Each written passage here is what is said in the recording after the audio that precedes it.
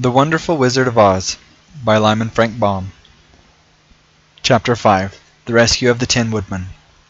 When Dorothy awoke, the sun was shining through the trees, and Toto had long been out chasing birds around him and squirrels.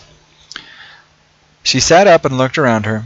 There was the scarecrow still standing patiently in his corner, waiting for her. "We must go search for water," she said to him. "Why do you want water?" he asked. "To wash my face clean after the dust of the road, and to drink, so the dry bread will not stick in my throat." "It must be inconvenient to be made of flesh," said the Scarecrow thoughtfully, "for you must sleep and eat and drink. However, you have brains, and it is worth a lot of bother to be able to think properly." They left the cottage and walked through the trees until they found a little spring of clear water where Dorothy drank and bathed and ate her breakfast. She saw there was not much bread left in the basket, and the girl was thankful the Scarecrow did not have to eat anything, for there was scarcely enough for herself and Toto for the day. When she had finished her meal and was about to go back to the road of yellow bricks, she was startled to hear a deep groan nearby. "What was that?" she asked timidly. "I cannot imagine," replied the Scarecrow, "but we can go and see."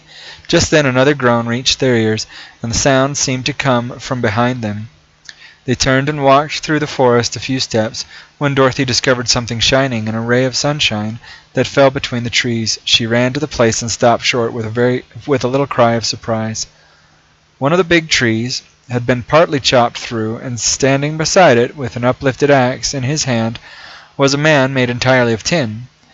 His head and arms and legs were joined upon his body, but he stood perfectly motionless, as if he could not stir at all.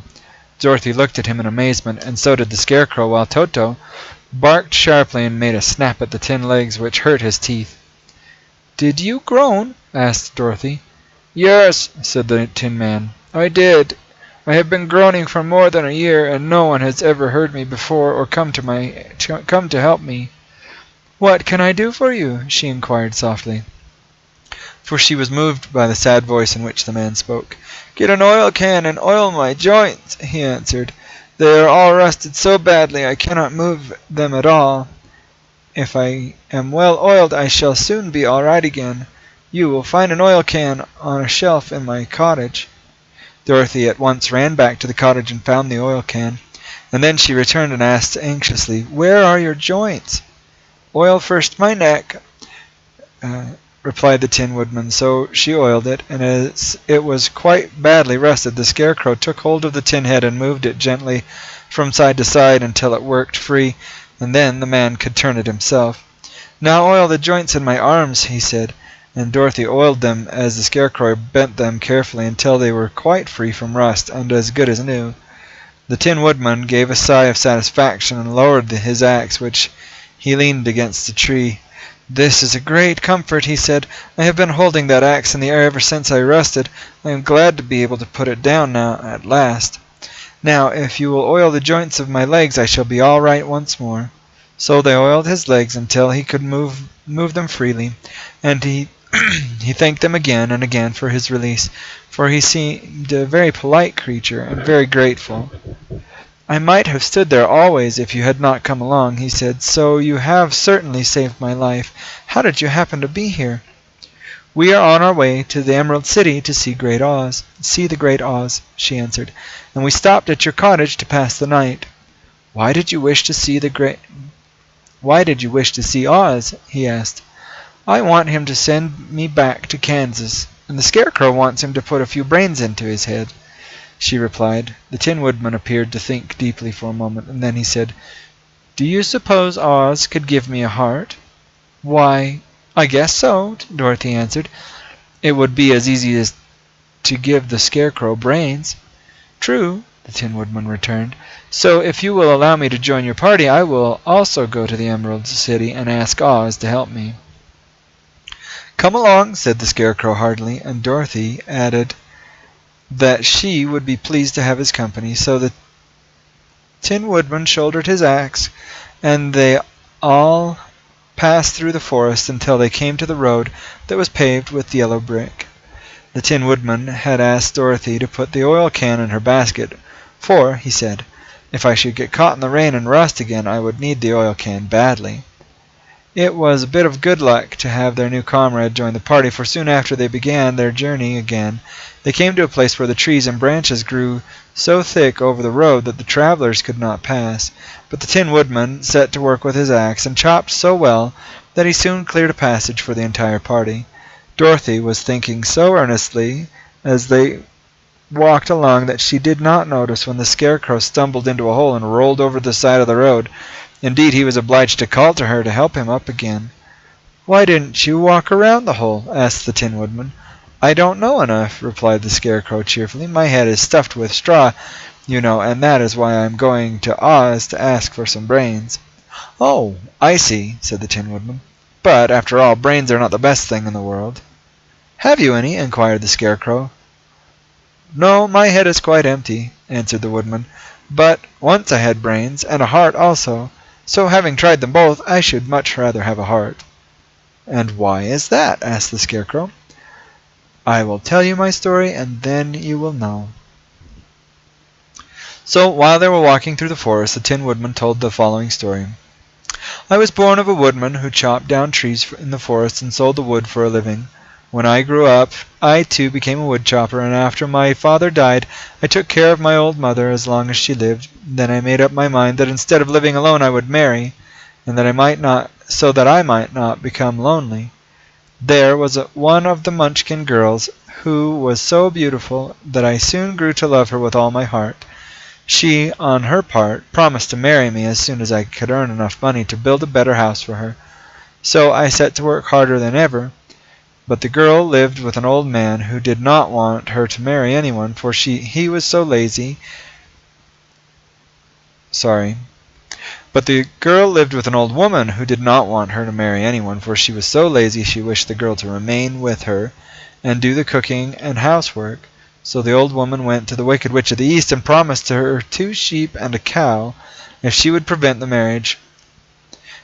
Thereupon the Wicked Witch enchanted my axe, and when I was chopping away at my best one day, for I was anxious to get the new house and my wife as soon as possible, the axe slipped all at once and cut off my leg.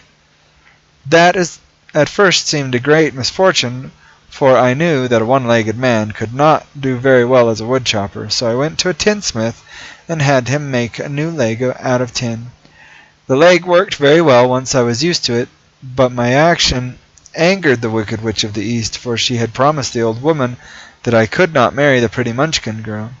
And when I began chopping again, my axe slipped and cut off my right leg. Again I went to the tinsmith, and again he made me a leg out of tin. After that, the enchanted axe cut off my arms one after the other, but nothing daunted, I had them replaced with tin ones. The Wicked Witch then made the axe slip and cut off my head, and at first I thought that was the end of me, but the tinsmith happened to come along, and he made me a new head out of tin. I thought I had beaten the Wicked Witch then, and I worked harder than ever, but I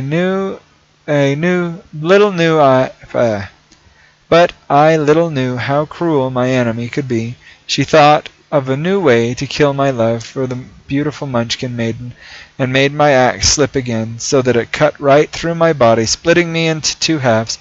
Once more the tinsmith came to my help and made me a body of tin, fastening my tin arms and legs and head to it by means of my joints, so that I could move around as well as ever. But, alas, I had now no heart, and so that I lost all my love for the Munchkin girl, and did not care whether I married her or not. I suppose she is still living with the old woman, waiting for me to come home after her.